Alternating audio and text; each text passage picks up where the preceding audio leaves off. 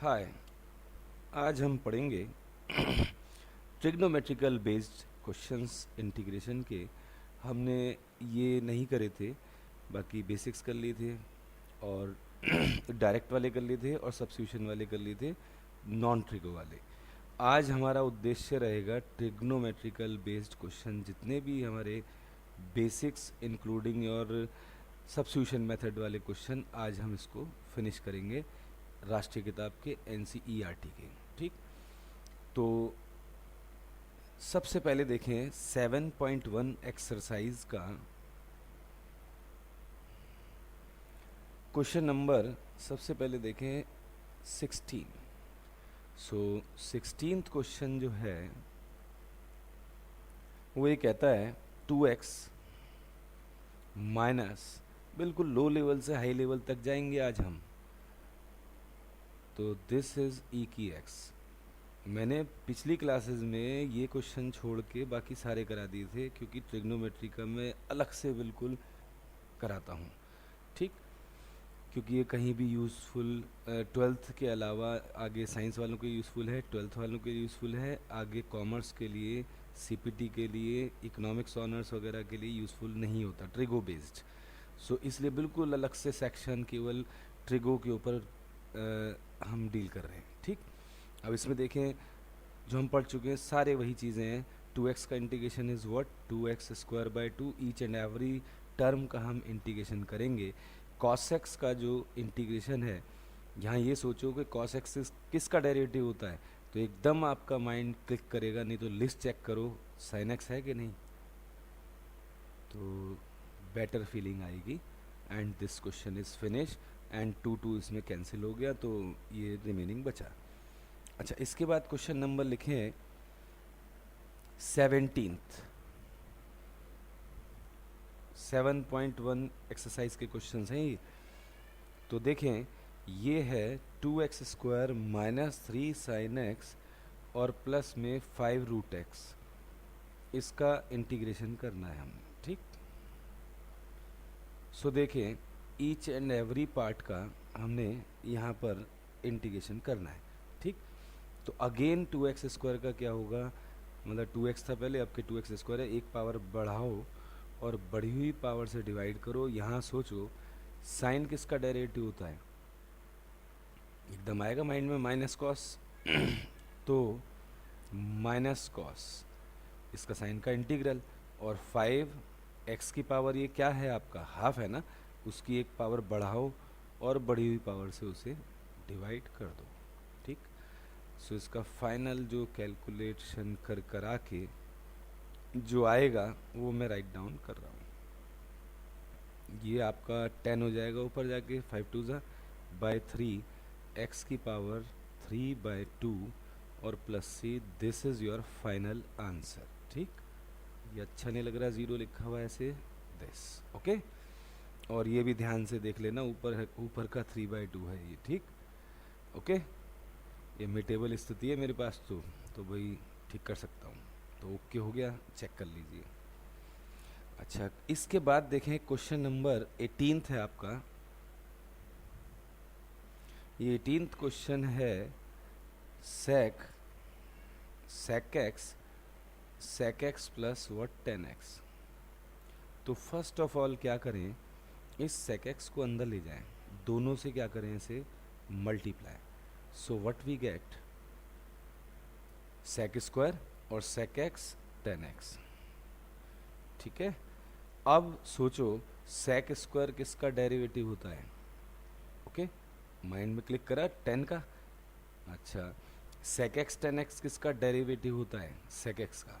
By chance ये hit नहीं कर रहे तो कोई बात नहीं, जो हमने सबसे पहली क्लास में बेसिक्स लिखे थे, गो टू दैट, उसकी लिस्ट चेक करो, उसमें लिखवा रखा है मैंने। तो this is 10x plus sec x plus c is the answer. Okay, इसको नोट डाउन कर लीजिए फटाफट। ठीक है, इसके बाद करेंगे हम क्वेश्चन नंबर 20th पहले करेंगे। ठीक,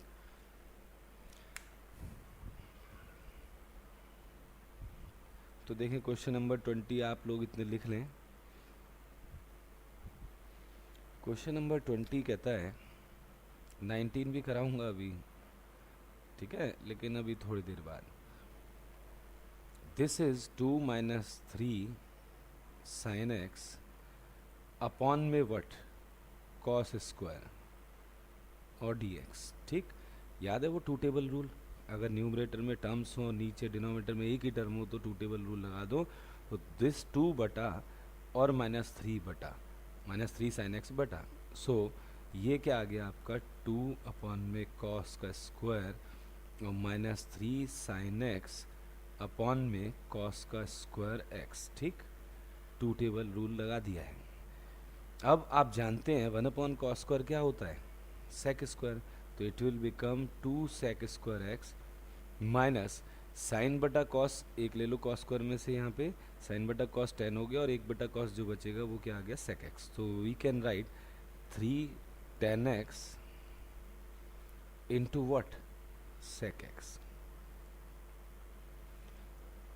अब रिवर्स सोचो, 2 सेक स्क्वायर किसका, 10 एक्स का, और ये आपका माइनस सेक एक्स 10 एक्स होता है ना, सेक एक्स का डेरिवेटिव, तो इसका इंटीग्रेशन क्या हो गया, sec x plus C, your answer. इसको नोट डाउन कर लें, ठीक है, इसको ध्यान से नोट करें। अच्छा, इसके पश्चात आते हैं क्वेश्चन नंबर 19 करते हैं, या चलो पहले 19 ही कर लेते हैं। ठीक, क्वेश्चन नंबर 19। तो क्वेश्चन नंबर 19 कहता है I is equals to secant square x upon में कॉसेक स्क्वायर एक्स और d x. You know sec square होता है 1 बटा कॉस स्क्वायर, यहाँ कोई डायरेक्ट तो है नहीं, तो इसे मुझे पहले सिंप्लीफाई करके देखना पड़ेगा ये क्या नेट है, तब हम इसका इंटीग्रेशन कर पाएंगे। तो 1 upon cos square, cosec square क्या होता है 1 अपॉन साइन स्क्वायर, इसको a बटा बी सी बटा डी ऊपर ले जाएं तो ये क्या बनेगा आपका net, sine square upon cos square x बनेगा, एंड ये आपका क्या बन गया, टेन स्क्वायर एक्स। आप देखें टेन स्क्वायर आपका होता ही नहीं है डायरेक्ट किसी का, बट एक फॉर्मूला हम 10th क्लास से पढ़ते आ रहे हैं, एक आइडेंटिटी कि 1 plus ten square x is what, sec square x. ठीक, अब आप जानते हैं इस लेवल पे कि 1 का इंटीग्रेशन हो सकता है डायरेक्टली। 1 का इंटीग्रेशन क्या होगा, x, ये सोचो कि भाई 1 किसका डेरिवेटिव, तो इसका इंटीग्रेशन x हुआ, इसका नहीं हो सकता डायरेक्टली, इसका हो सकता है डायरेक्टली, सेक स्क्वायर का इंटीग्रेशन क्या होता है 10x। ठीक, तो मैथ्स में देखें कितना इम्पोर्टेंट वो है, एक फॉर्मूला है उसके अंदर एक टर्म को छोड़ के बाकी सभी टर्म में आपकी हो सकती हैं, मतलब इंटीग्रेशन सबका हो सकता है except first another one term. So we can express that term जिसका नॉन डायरेक्टली इंटीग्रेशन है, मतलब इसका डायरेक्टली नहीं है, यदि मैं इसको जो नॉट डायरेक्टली इंटीग्रेबल है उसको एक्सप्रेस कर दूंगा in terms of directly integrable, ठीक है, सो इसका भी भला हो जाएगा कि नहीं। सो यहाँ से डिड्यूस करो what is the ten square, that is secant square x minus what 1। सो ये आइडेंटिटी को यहाँ पे इस्तेमाल करें, कहीं भी टेन स्क्वायर आएगा पूरी इंटीग्रेशन में आपको ये आइडेंटिटी लगानी पड़ेगी डायरेक्ट, इसके अलावा कुछ नहीं है इसमें। ठीक, तो सीकेंट स्क्वायर एक्स माइनस 1 और ये डी एक्स। यहाँ सोचें सेक स्क्वायर किसका, 10x का, सेक स्क्वायर एक्स किसका डेरिवेटिव होता है 10 का, या सेक स्क्वायर का इंटीग्रेशन क्या होता है 10x, -1 का x हो गया plus c is your answer. ठीक, 19th भी